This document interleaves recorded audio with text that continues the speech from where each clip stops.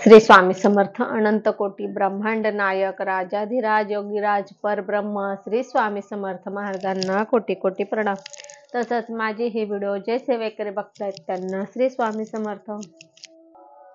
तर आजच्या व्हिडिओमध्ये आपण आजच्या व्हिडिओमध्ये शिवरात्रीला जे आपण 750 वाती पेटवतो लावतो, म्हणजे 750 वाती आपण जे लावतो, तर त्या वाती कशा लावायच्या, त्याची पूजा पाठ, त्यानंतर त्या वाती लावताना त्या जेव्हा पेटत असतील चालू असेल तेव्हा ते काय सेवा करायची, काय बोलायचे, कुठले मंत्र बोलायचे, त्याची कृती काय करायची, हे सगळं आपण आजच्या व्हिडिओत आणलेलं आहे। तर बघा, सर्वप्रथम काय करतात, ह्या वाती आपल्याला संध्याकाळीच लावायच्या आहे आणि आपल्या देवासमोर लावा, तुळशी समोर लावा। शक्यतो आपल्या देवासमोर, तुळशी समोर नका लावू, कारण की आपण महादेवासाठी आहे ही सेवा।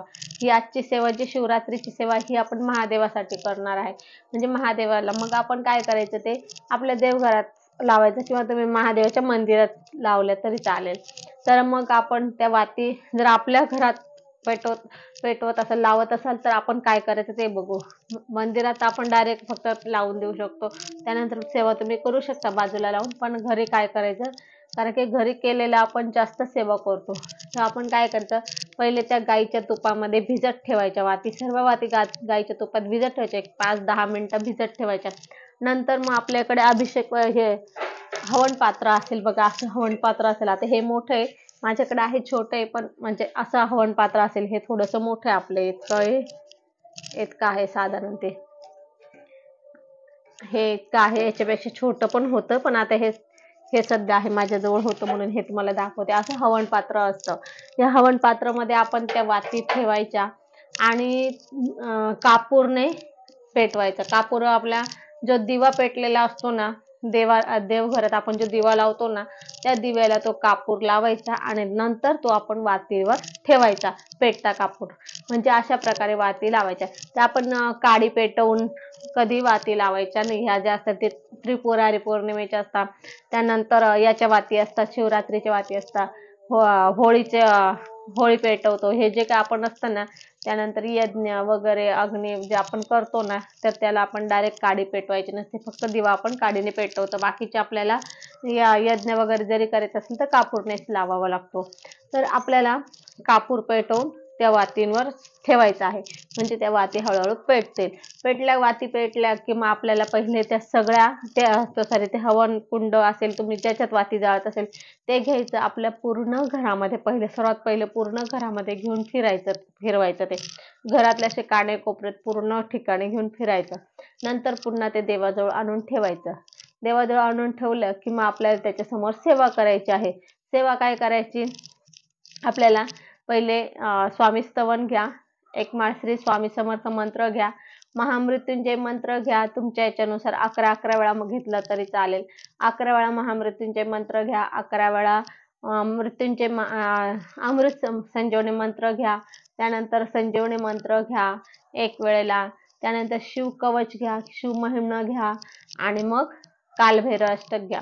आपल्याला एवढी सेवा करायची आहे। तर तुमच्या वाती पेटण्यामध्ये तुम्ही किती तूप टाकलं त्यानुसार तेवढी तुम्हाला वेळ असेल, तर जेवढे वेळ पेटते राहील ना, तेवढे वेळ तुम्हाला जेवढी सेवा आणखी काही करता येईल तर सेवा करायची। म्हणजे वाती पेटणं चालू असेल तर तोपर्यंत तुम्ही जेवढे स्तोत्र मंत्र सगळे बोलून घ्यायचे, जेवढी तुम्ही सेवा कराल तेवढी त्या दिवशी उत्तम असेल। आणि संध्याकाळी करायचे, मात्र हे दिवा लागल्यावर संध्याकाळच्या वेळेस करायचे, ते आपल्या घरातच करायचे। अशी आपली ही वातींची सेवा होती। आणि ह्या वाती नंतर आणखी पुन्हा पुढचं सांगते, ते पेटेपर्यंत आपल्याला तिथंच थांबायचं आहे, पूर्ण हे होईपर्यंत। आणि त्यानंतर बघा, पूर्ण झालं म्हणजे सगळं शांत झालं की त्याच्यानंतर आपल्याला डायरेक्ट असं सोडायचं नाहीये, तर थोडं दूध घ्यायचं हातामध्ये, सगळं झाल्यानंतर थोडं दूध घ्यायचं हातामध्ये, असं थोडंसं घ्या दूध थोडंसं, आणि त्याच्यावर थोडं शिंपडायचं। असं सगळं झाल्यानंतर, सगळं भिजल्यानंतर मग काय करायचं, ओम शांती शांती शांती असं 3दा म्हणून त्याच्यावर ते दूध शिंपडा। नसेल तुमच्याकडे दूध तर पाणी, शक्यतो दूधच असायला हवं, म्हणजे दूध बरं एवढंसं लागेल, त्याला खूप नाही लागणार। थोडंसं दूध घ्यायचं आणि शिंपडायचं, 3दा म्हणायचं ओम शांती शांती शांती असं म्हणून ते शिंपडा तुम्ही त्याच्यावर। शिंपडून मग नमस्कार करायचा, प्रार्थना करा, आणि मग तुम्ही तुमच्या कामाला लागू शकता। शक्यतो तेवढं तुम्ही म्हणजे सेवाचं हे तुम्ही लक्षात घ्यायचे की जास्तीत जास्त सेवा ते आपल्याला करायची आहे. ते महादेवाची सेवा जोपर्यंत वाती पूर्ण चालू आहे तोपर्यंत करत चला. तर अशी आपली ही वाती जाळण्याची पद्धत आहे. यानुसार आपण जर कराल तर आपल्याला वाती, आता आपण वाती पेटवतो जे शिवरात्रीला किंवा त्रिपुरारीला, त्याची फलश्रुती काय असते ते बघू आता. तर ह्याचे काय होतं, आपल्या घरातला अकाल मृत्यू टळतो. आणि जेव्हा ते आपण वाती पेटवतो आणि नंतर आपण सांगितलं की घरामध्ये सगळ्या काण्या कोपऱ्यात फिरवा, तर आपल्या घरातले सगळे काण्या कोपऱ्यातली निगेटिव्ह ऊर्जा आहे ते बाहेर काढतं. ते काण्याकोपऱ्यातली निगेटिव्ह ऊर्जा बाहेर काढतं. म्हणून आपल्याला त्या वाती पेटल्यानंतर सगळ्या घरामध्ये फिरवायच्या आहे, नंतर देवाजवळ ठेवायच्या आहे. तर ते सगळ्या घरातली पहिले निगेटिव्ह ऊर्जा बाहेर काढतं. आणि मग आपण सेवा केल्यानंतर आपल्या घरातली म्हणजे आपल्याला कुठले पण मंत्र स्तोत्र आपल्या घरामध्ये मोठ्या आवाजातच म्हणायचे, म्हणजे कमीत कमी आपल्याला ऐकू येईल इतकं तरी म्हणायचं. किंवा तुम्ही जर मोठ्या आवाजात म्हटलं, तुमच्या घरात जेवढाही आवाज तो पसरेल, जोपर्यंत जेवढं रूम मध्ये आवाज येईल तेवढं घरातल्या तेवढ्या जागेतलं तुमची निगेटिव्ह ऊर्जा बाहेर जात असते. निगेटिव्ह ऊर्जा असेल, बाधा असेल, कुठलीही बाधा असेल तर ती बाहेर जात असते. आता ते वाती नंतर बघा, वातीमुळे आपल्याला ही सेवा केल्यानंतर काय फलश्रुती मिळेल ते पण बघू.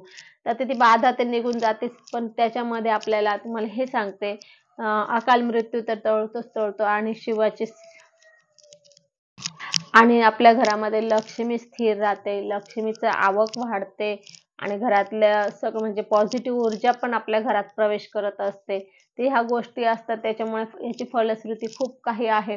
तुम्ही जेव्हा कराल, ज्या दिवशी कराल ना तुम्ही घरामध्ये वाती पेटवाल, त्या दिवशी तुम्ही ती सेवा कराल तर तुम्हालाच ते अनुभव जाणवेल की आपल्या घरातले असे, म्हणजे आपल्या घरातलं वातावरण एकदम प्रसन्न वाटायला लागतं.